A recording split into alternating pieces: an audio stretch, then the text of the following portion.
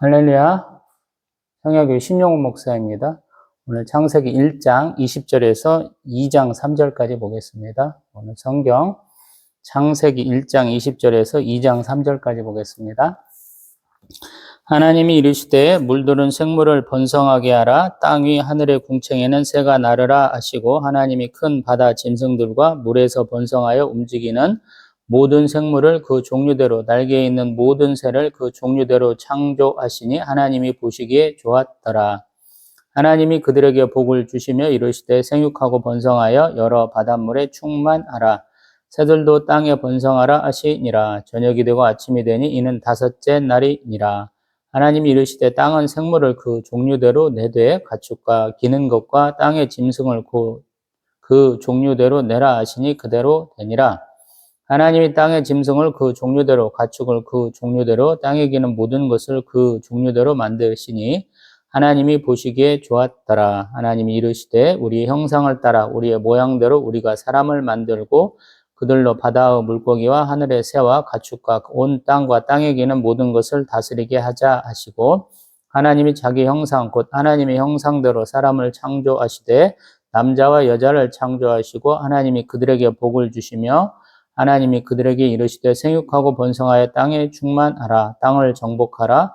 바다의 물고기와 하늘의 새와 땅에 움직이는 모든 생물을 다스리라 하시니라. 하나님이 이르시되 내가 온 지면에 씨 맺는 모든 채소와 씨 가진 열매 맺는 모든 나무를 너희에게 주노니 너희의 먹을거리가 되리라.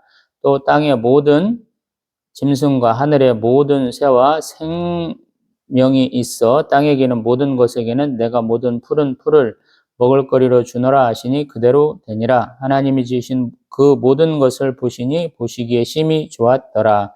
저녁이 되고 아침이 되니 이는 여섯째 날이니라. 천지와 만물이 다 이루어지니라.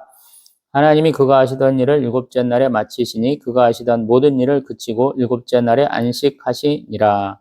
하나님이 그 일곱째 날을 복되게 하사 거룩하게 하셨으니 이는 하나님이 그 창조하시며 만드시던 모든 일을 마치시고 그날에 안식하셨음이니라. 아멘. 할렐루야. 아멘. 오늘은 11월 3일 아침 7시쯤 돼 가네요. 어제에 이어서 우리 창세기 1장의 나머지 부분과 2장 초반의 부분들을 얘기해 보겠습니다. 어제는 우리 2절에 나오는 내용, 하늘, 땅, 물, 또 하나님의 영이 이렇게 있는 부분들을 순서적으로 하나님이 계획적으로 만들어 가신다 하는 내용으로 말씀드려봤고요. 오늘 보는 것은 이제 다섯째 날, 이게 이틀째 우리가 무슨 일이 있었는가 좀 기억하면 좋겠죠. 2일째, 둘째 날에는 뭐가 있었냐면 궁창 아래의 물과 궁창 위의 물로 나눠가지고 하늘이 생기게 했어요. 그래서 그곳에 무슨 일이 있느냐는 것은 이제 5일째 보면 되는데, 물들이 생물을 번성하게 하고 궁창에 새가 나르라 하셨어요. 제가 항상 체계적으로 만들어 가면서 그것을 채운다라는 표현을 어제 해봤잖아요. 오늘 정말 그렇게 되잖아요. 하늘에 아무것도 없는 게 아니고 하늘에 새가 가득해요. 물에 아무것도 없는 게 아니고 물에 생물이 가득해. 그리고 하나님이 22절에 보면 복을 주신다, 축복하신다. 여태까지 있었던 것 중에 식물은 우리 3일째 만들어졌는데 거기는 축복의 말씀이 없는데 움직이는 동물에는 하나님이 축복하시는 것이 지금 나왔잖아요. 그래서 하나님이 복을 주시며 뭐라고 축복하시냐면 생육하고 번성하여 여러 바닷물에 충만하라. 새들도 땅에 번성하라. 아멘.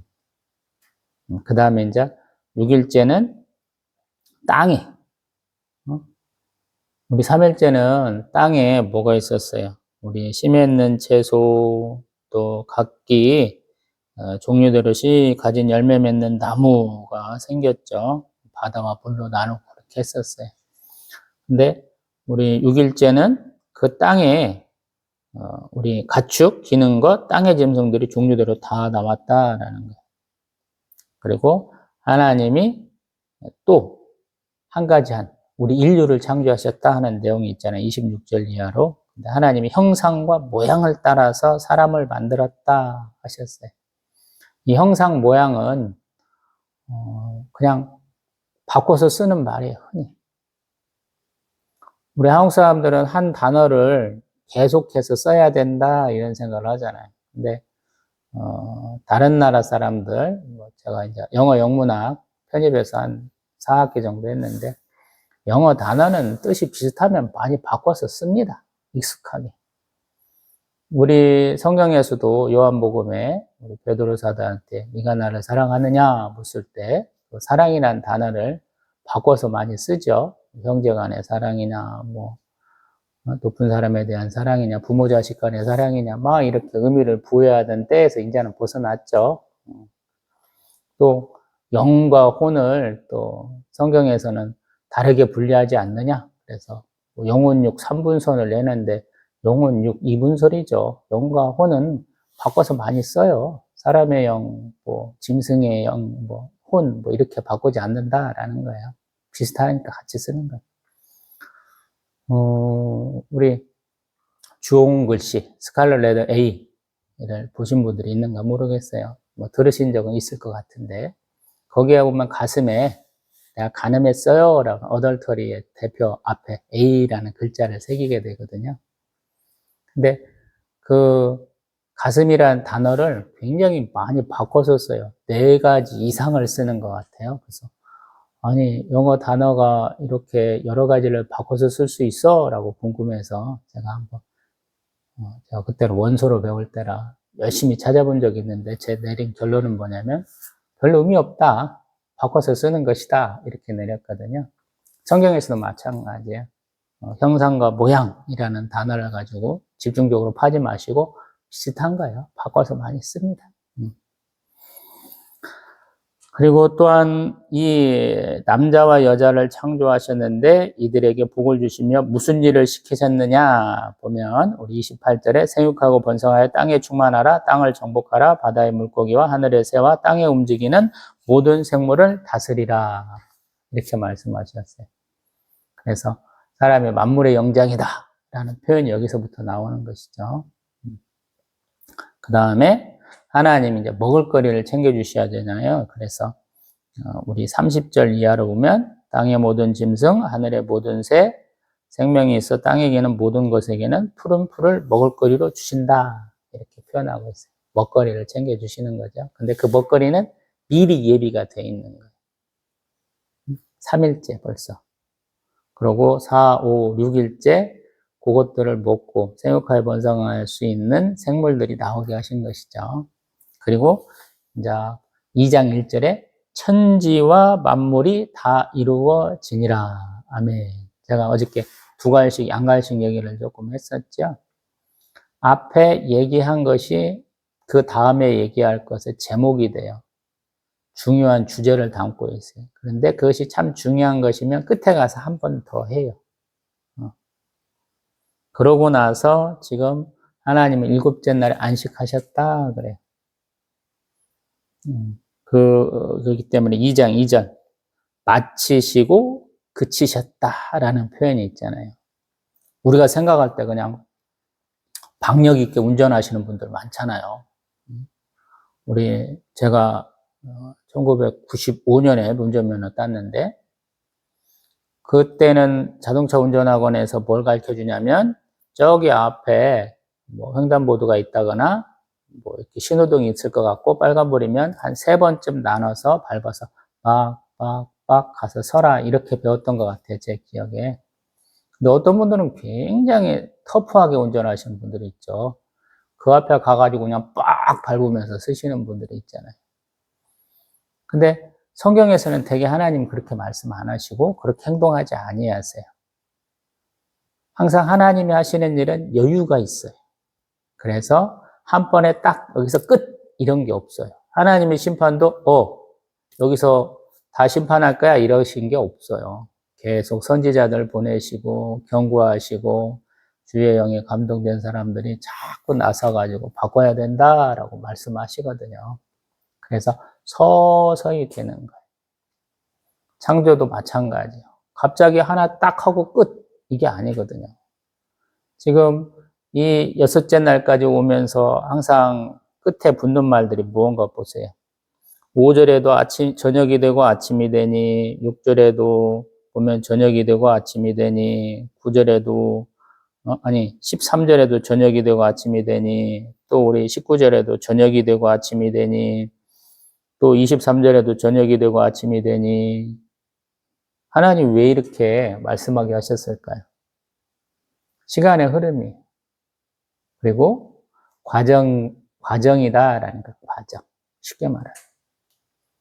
우리는 뭔가 빡 일하면 뭔가 빡 해야 돼. 한국 사람들 특징 중에 하나가 뭐냐면 굉장히 급해요. 계획을 하면서 벌써 몸이 나가요. 근데 하나님 하시는 일은 좀 다르죠. 계획하시고 천천히 나가세요. 단계적으로 이루신다니까요. 여기도 마찬가지예요. 아주 큰 일이잖아요. 천지만물을 창조하는 거잖아요. 우리도 물리학자들, 천문학자들, 이런 분들 동영상에 한번 보세요. 얼마나 복잡하고 얼마나 경이로운가 몰라요. 빅뱅설도 한번 이렇게 보세요. 굉장히 흥미롭습니다. 그 최초의 창조 이후에 빅뱅에 의해서 생긴 그 최초의 입자들을 발견하려고 지금도 돈 엄청나게 들이면서 측정하고 있잖아요. 사실은 이 창조설에 반대되는 게 우리 진화설이라고 하잖아요.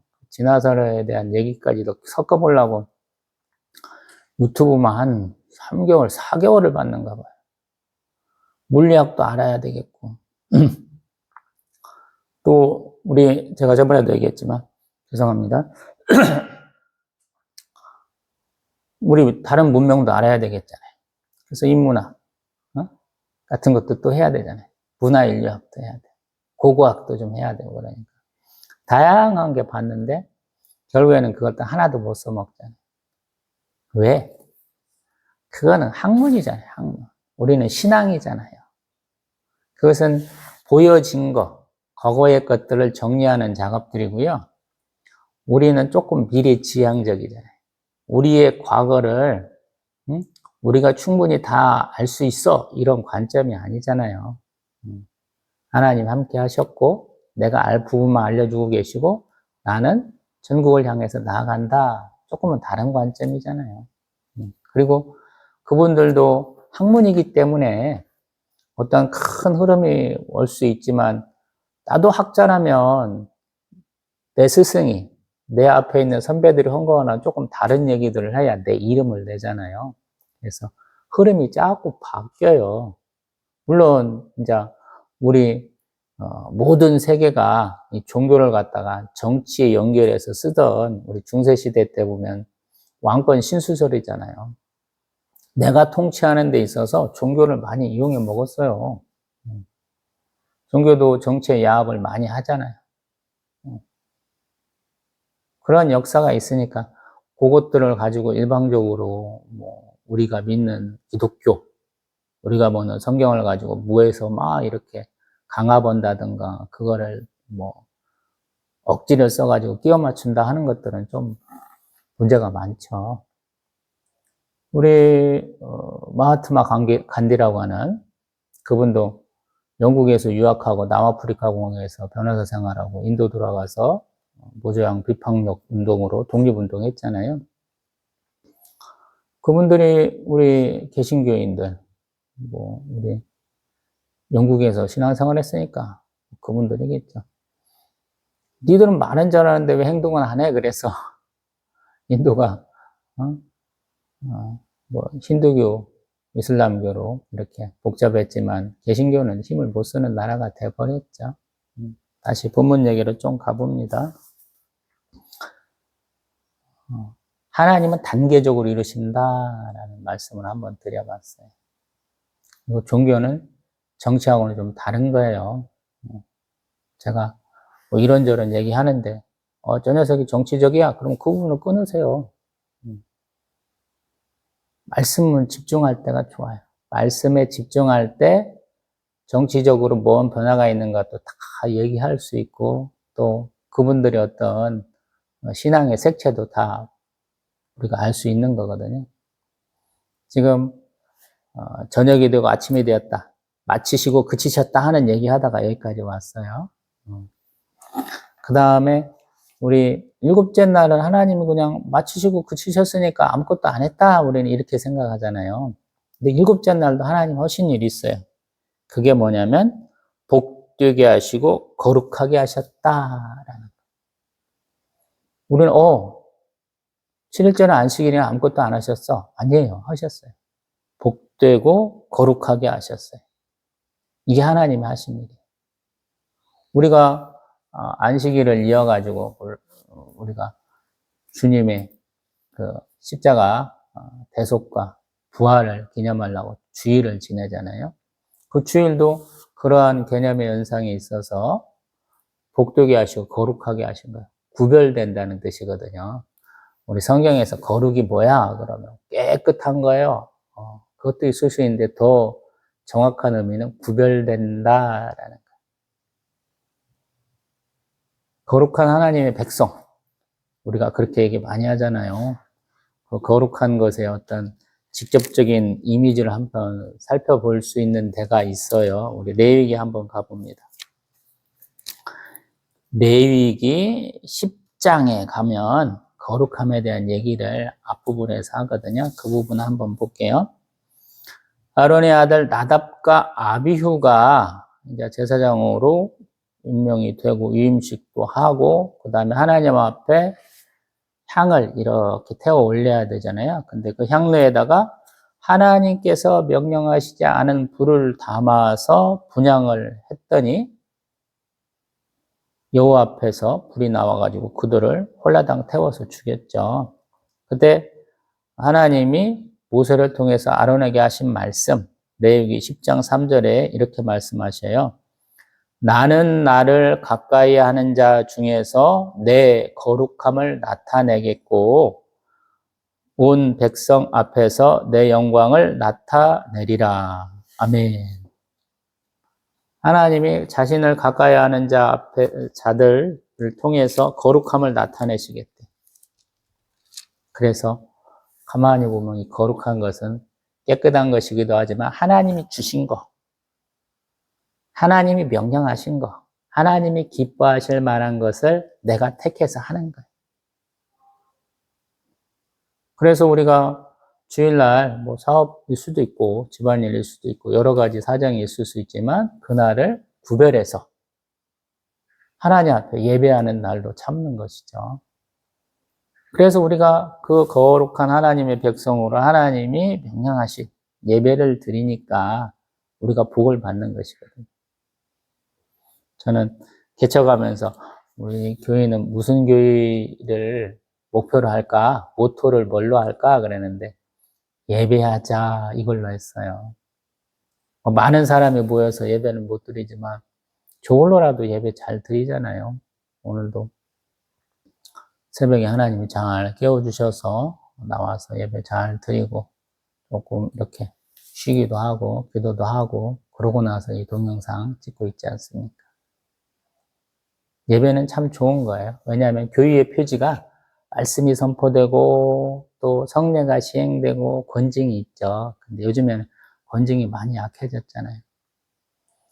뭐 가장 강력하게 출교.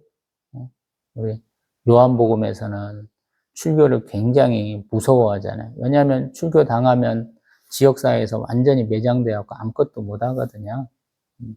근데 가장 작은 것 중에 하나가 수찬정지, 성찬식에 참여를 안 시키는 건데 요즘에 누가 그런 걸 두려워하겠어요. 그래서 교회의 표지가 많이 손상이 됐는데 또 이제 비슷한 게 은혜의 표지가 있어요.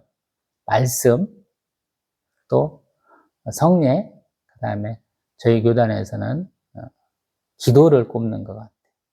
그 세 가지가 다 이루어질 수 있는 것이 뭐냐면 예배거든요. 그래서 제가 항상 예배를 참 잘 드려라 그래요. 그래서 예배 손님으로 가지 말고 예배의 당사자가 되라라는 거예요. 일꾼이 되어갖고 예배 오시는 분들 위해서 교회도 청소하고 안내도 하고 뭐 식사도 준비하고 뭐 여러 가지 다양한 것들을 감당하시면 더 좋잖아요. 하나님 앞에 제물 드릴 때 자기 손수 드려야 된다 그랬죠. 잡아서 드려야 된다 그랬어요. 예배도 마찬가지. 하나님 앞에 하나님의 그 은혜를 사모하는 마음으로 준비를 하는 거죠. 저는 예배의 시작은 항상 이렇게 얘기를 해요. 내가 그 예배에 가기로 마음먹은 때부터 예배는 시작이다. 그래요. 저의 경우를 보면, 제가 이제 오늘은 금요일 날이니까 금요 예배에 가야지 하고 맘먹는 게 지난주 금요일 예배 끝나고 벌써 그때 되잖아요. 지난주는,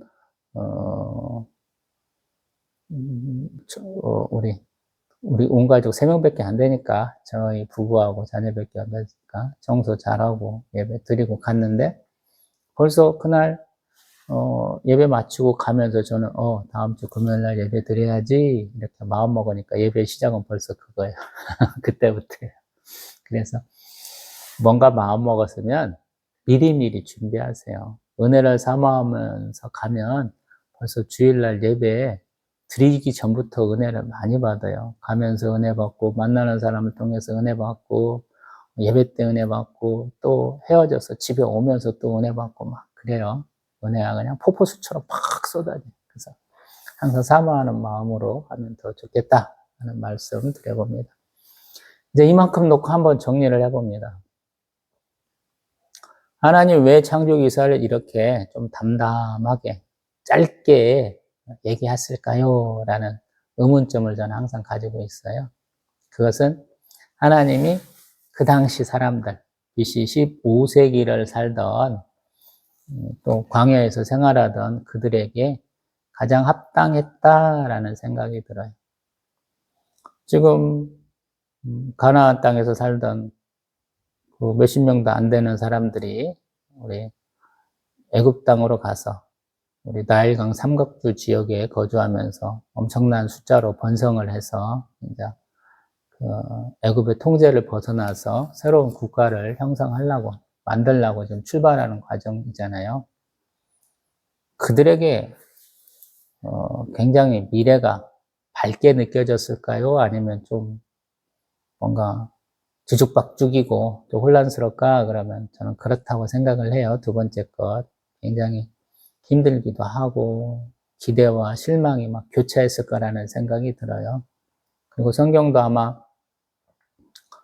한 38년 정도 광야에서 이쪽 갔다가 저쪽 갔다 하는 시기에 쓰여지지 않았을까? 이런 생각도 해보기도 해요.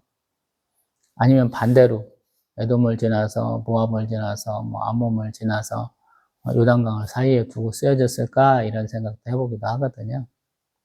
쉽게 쓰여졌을 것 같지는 않아요. 그래서 긴 세월을 가지고 이전에 만들어졌던 내용을 또 이렇게 손보면서 만들어져 갔겠죠. 그래서 그들의 관점이 많이 바뀌었을 거예요. 그러다 보니까 그 사람들한테 이때는 너무 긍정적이었어. 이때는 너무 우리가 부정적이었어. 이런 것들을 배제했을 것 같다는 생각이 들어요. 그래서 감정을 배제하자. 그리고 사람이 드러나는 게 아니고 우리를 독수리 날개로 업어서 인도하셨다 하셨던 그 하나님. 70여 사람들을 모아갖고 시내사에서 우리하고 언약하셨던 하나님. 그 하나님이 돋보이게 하자. 그 하나님이 하시는 일을 우리가 명심하자라는 그런 관점으로 쓰지 않았을까 이런 생각이 들어요. 그래서 사람이 어떻게 받아들이고 어떻게 생각하는 것보다는 하나님이 하시는 일만을 이렇게 담담하게 좀 심심하게 써놨지 않았을까 이런 생각을 해요. 근데 이 담담한 내용을 읽으면서 많은 사람들이 은혜를 받았다라고 제가 얘기했잖아요. 지난 시간에도 시편 8편, 19편, 33편, 147편, 104편 얘기를 했어요. 시편 8편을 보면 가만히 앉아갖고 때로는 서서 누워서 저기 물가에 움직이는 생물 하나 바라보면서 하나님의 창조가 역사를 이렇게 묵상하고 찬송하는 내용이잖아요. 참 감사하는 거예요. 창조는 내가 관여한 게 아니에요. 내 뜻대로 이루어지는 게 아니고요. 하나님이 하시는 일을 듣고 받아들이는 거예요. 신앙생활의 가장 큰 핵심은 뭐냐면 순종으로 시작해서 충성으로 마치는 게 아닌가 싶어요. 신앙생활의 최종 목표를 내가 순종하고 충성해야지 그러는데 그게 어떤 최종적인 목표보다는 가장 기본적인 전제가 되는 것 같아요. 출발선을 그거부터 시작하는 것 같아요. 내가 순종하고 충성해야지 하면서부터 신앙생활이 쭉쭉쭉쭉 이어져 가는 것 같아요. 그걸 못하니까 조금 가다 막히고 조금 가다 막히고 항상 그러시는 것 같아요. 제가 신앙생활하는 데 있어서 여러 가지 굉장히 어려운 점들이 많았어요. 왜냐하면 저는 창조서를 안 믿던 사람이라 창세기 1장 1절이 저한테 많이 걸려서 굉장히 힘들었던 것 같아요. 한 20살 때 본격적인 전도를 받았는데 한 7년 후에나 제가 인정하고 받아들였던 것 같아요. 그러고도 뭐 한참을 또 쉬었다가 35 넘어서 본격적인 신앙생활하고 여기까지 왔죠. 또한 제가 음치에 박치에 몸치예요. 신앙생활 하다 보니까 그게 좀 필요하더라고요. 정말 찬양 안 돼요. 저는 아에이오 도레미파솔라시도 이걸 못하는 사람이에요. 제가 음을 내는데 이게 어떤 음인지 잘 모르겠더라고요. 이 찬송가가 645곡이에요. 제가 처음 교육전도사 시작했을 때 담임 목사님이 저를 예배 전에 찬송을 시키시더라고 아침에. 그래서 제가 열심히 연습을 합니다. 한 1시간에서 1시간 반, 어떤 때는 2시간 넣은 것 같아요. 근데 재밌는 게 뭐냐면 제가 한 30분, 40분 열심히 연습을 하잖아요. 그러고 이제 다른 곡도 준비해야지 하고 다른 곡 하다가 그러면 앞에 거 해볼까? 그러면 앞에 거 해보면 안 돼요. 정말 그때 찬송이 너무 안 되더라고요. 39에 찬송을 다시 배우기 시작했어요. 정말 찬송 못하더라고요.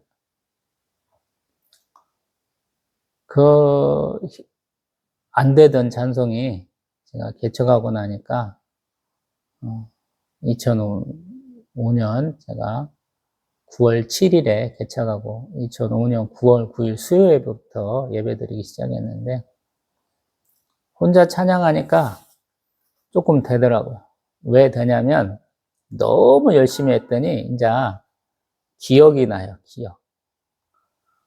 처음에는 우리 여의도 순복음교회 유튜브도 보고 찬양 유튜브도 보고 여러 이제 지금도 유튜브에 나오는 여러 버전들이 있잖아요. 그 버전들을 다양하게 섭렵을 했더니만 그게 뭔지를 알겠어요. 누구는 언제나 경쾌하게 부르고 누구는 조금 빠르게 부르고 누구는 조금 느리게 부르는 것들을 또 인식을 하게 되더라고요.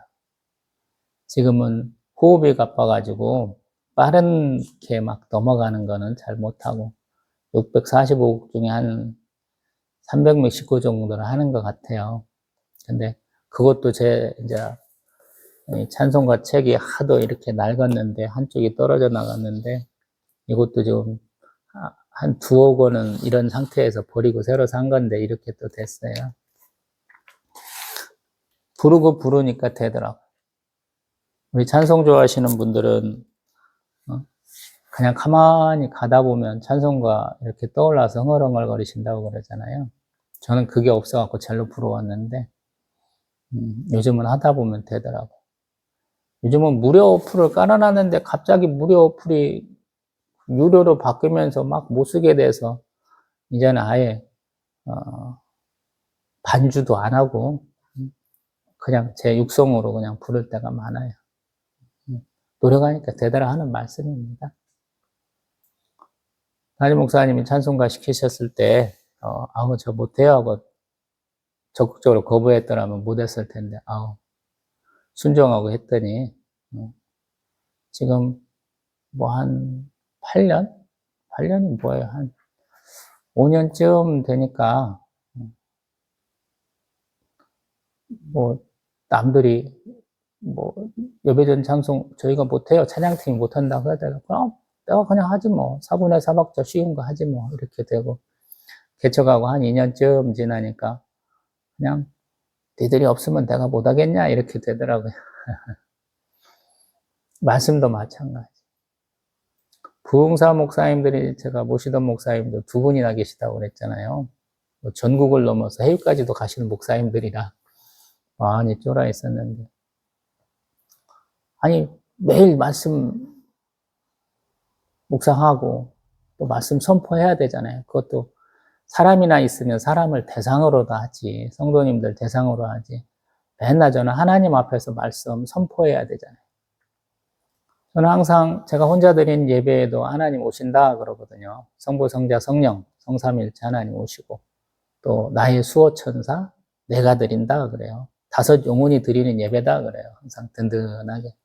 이 수호천사의 개념은 마태복음 18장이나 사도 베드로가 감옥에서 탈출할 때 로데라는 여자아이가 문 다 안 열어주고 베드로 사도 왔다고 그래서 사람들이 그러면 그의 수호천사가 왔어 라고 하는 개념 가운데 있어요. 유대인들은 수호천사의 개념이 있습니다. 저는 안 믿던 건데 이제 기독교 입문하면서 성경을 읽으면서 그것도 인정하는 거죠.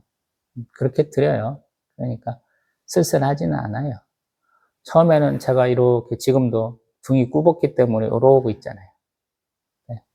어느 날 혼자 예배 드리는데 이 형광등 가세 위에서 비치기도 하고 선팅지 붙여놔서 이렇게 바깥에 했기 때문에 제 모습이 비치는데 너무 제가 이렇게 기가 죽어갖고 있더라고요. 그래서 나 혼자 드리는 예배가 아닌데 하나님이 깨닫게 해주시더라고요. 그래서 바른 자세로 항상 감사함으로 드리거든요. 하나님 앞에서 드리는 예배가 참 어려웠겠다 그래요. 우리 모세가 험하게 나가서 항상 하나님과 대화하고 하나님께 예배드리고 그랬죠.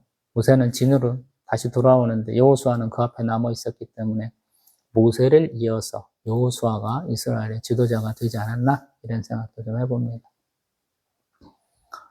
또 다른 얘기 한번 해볼게요. 예배에 대한 얘기를 했잖아요. 지난 시간엔 기도에 대한 얘기를 했어요.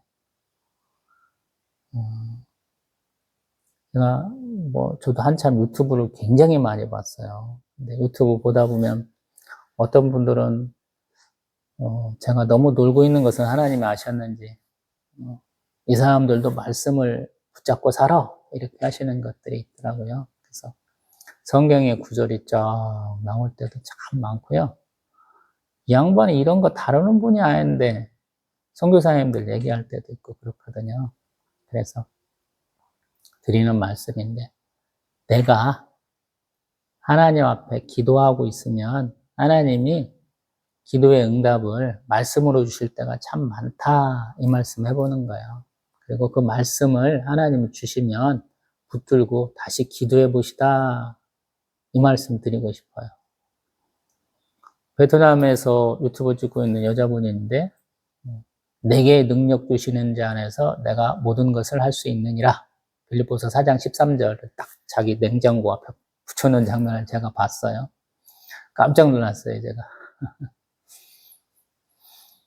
교회 개척하고 점점 어려워져 가서 제가 힘을 잃었을 때거든요. 근데 제가 저의 하나님이 주신 달란트, 은사라고 생각하는 게 그거예요. 다른 분들은 기도도 잘하고 찬송도 잘하고 말씀도 능숙하고 섬김도 잘하고 온갖 것들 다 잘하시더라고요. 근데 저는 아무것도 없더라고요. 그래서 기도하고 말씀 쭉 보는 중에 하나님이 너의 은사야 이렇게 감동을 주셔서 제가 그 말씀을 저의 은사라고 여겼던 거거든요. 근데 어렵고 힘들 때 하나님이 그 말씀 딱 보여주시더라고요. 그리고 작년쯤인가 이제 제가 보는 유튜브 채널에 있는데 캐나다 사시는 교포분이에요. 그분이 정치 얘기하고 군사 얘기하는 분인데 그날은 이상하게 여자 선교사님 캐나다에서 간호사로 사시던 분인데 한국에 의료 선교로 오시는 분 얘기를 하더라고요.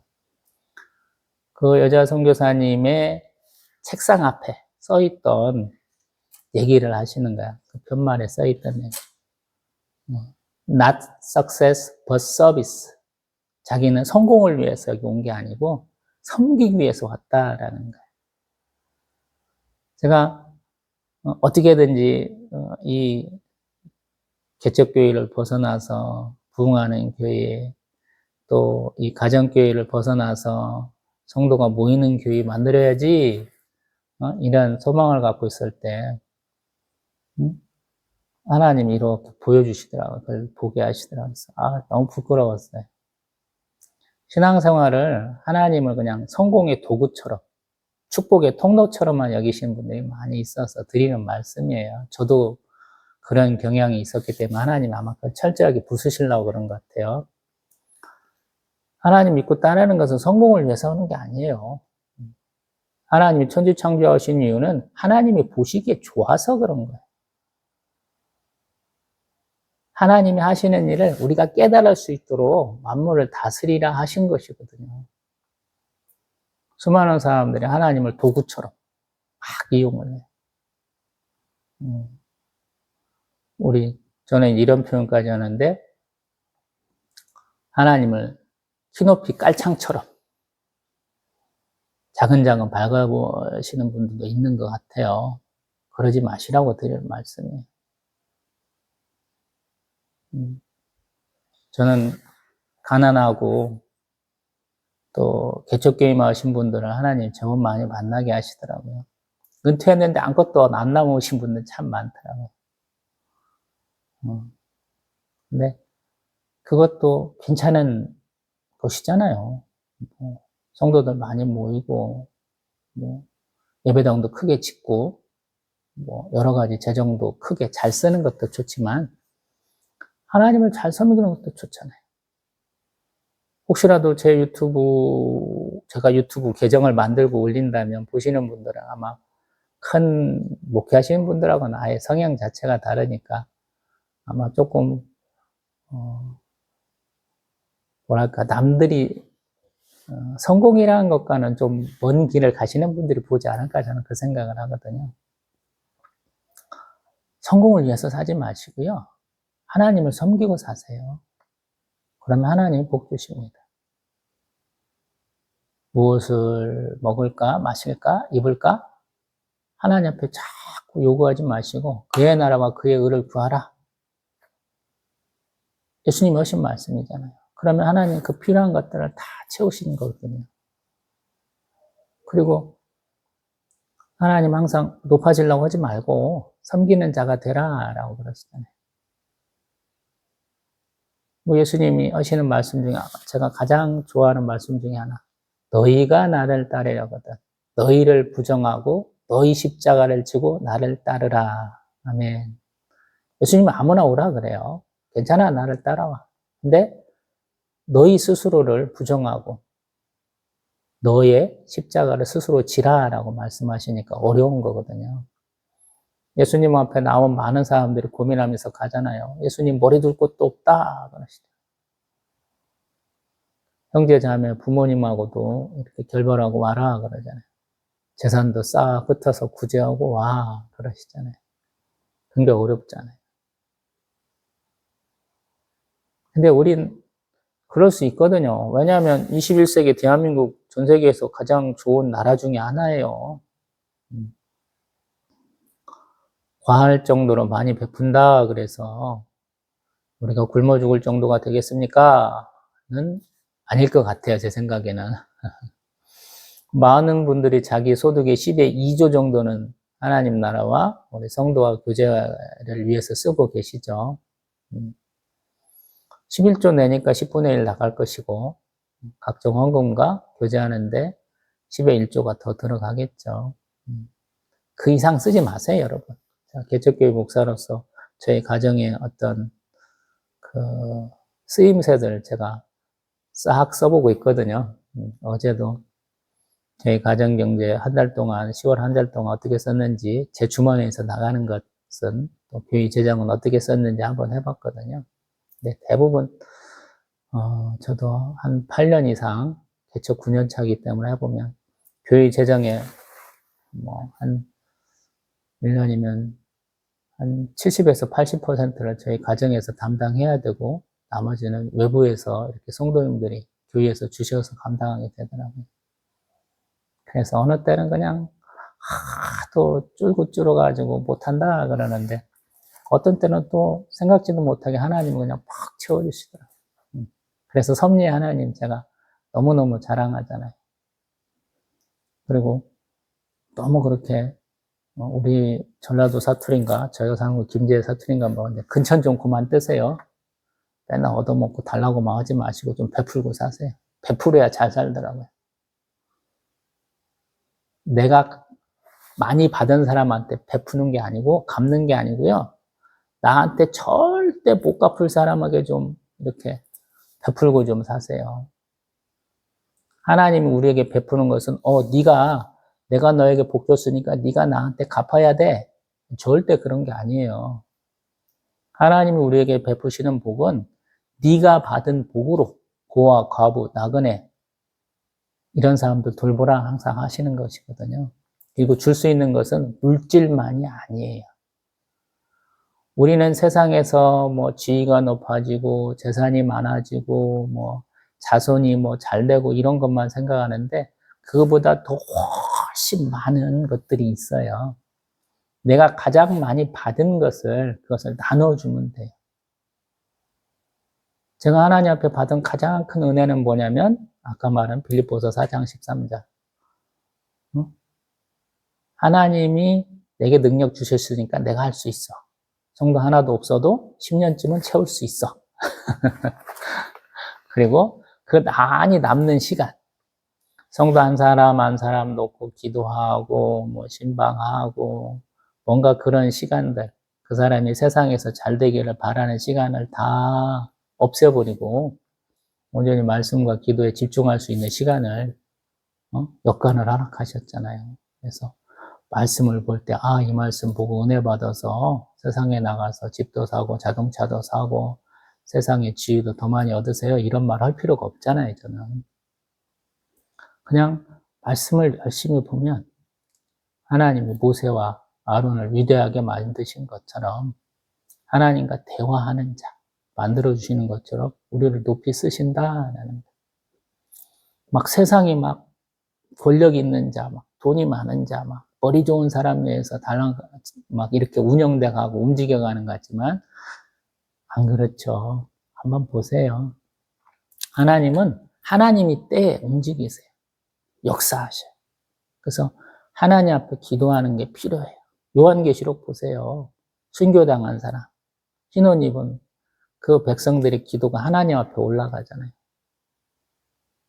하나님이 받으신 것은 거룩한 하나님의 백성. 하나님 것으로 살고 하나님이 원하시는 방식으로 살겠다 하는 사람들의 그 기도, 그들의 삶을 받으시는 거거든요. 그래서 단순한 거예요. 그 사람들한테는 자잘한 설명이 필요 없어요. 저는 궁금하면 하나님 앞에 한 석 달쯤 기도해 보세요. 이런 얘기를 자주 했거든요. 석 달쯤까지 그 궁금증이 남아있고 그 기도가 굉장히 계속된다면 그것은 나에게도 꼭 필요한 것이고 하나님이 응답해 주실 만한 가치가 있는 거예요. 근데 대부분은 그 석 달 동안 기도하면서 다 사라져 버려요. 기도도 안 하게 돼요. 중요치 않기 때문에. 저는 그거를 이제 허탄한 질문, 허탄한 기도 이렇게 얘기하거든요. 쓰잘데기 없는 것에 신경 쓰지 마시고 가장 중요한 거 하나님 나라와 그의 의를 간구하세요. 그리고 내가 못하는 것은 놓으세요. 내가 염려하고 내가 기도해서 안 될 것을 뭐대로 붙들고 있어요. 하나님께 맡깁니다 하고 믿고 기도하면 그게 하나님 일이 돼서 더 빨리 해결이 됩니다. 난 하나님 일을 하세요. 그 얘기를 제가 이제 더 많이 풀어놓을 건데 오늘도 40분 남았습니다. 다음 시간에는 우리 창조를 조금 다른 버전으로 얘기하는 아담과 하와라는 이시와 이샤라는 남자와 여자를 하나님이 창조하시고 하나님이 맡기신 일에 대한 얘기들을 해보겠습니다. 할렐루야. 아멘.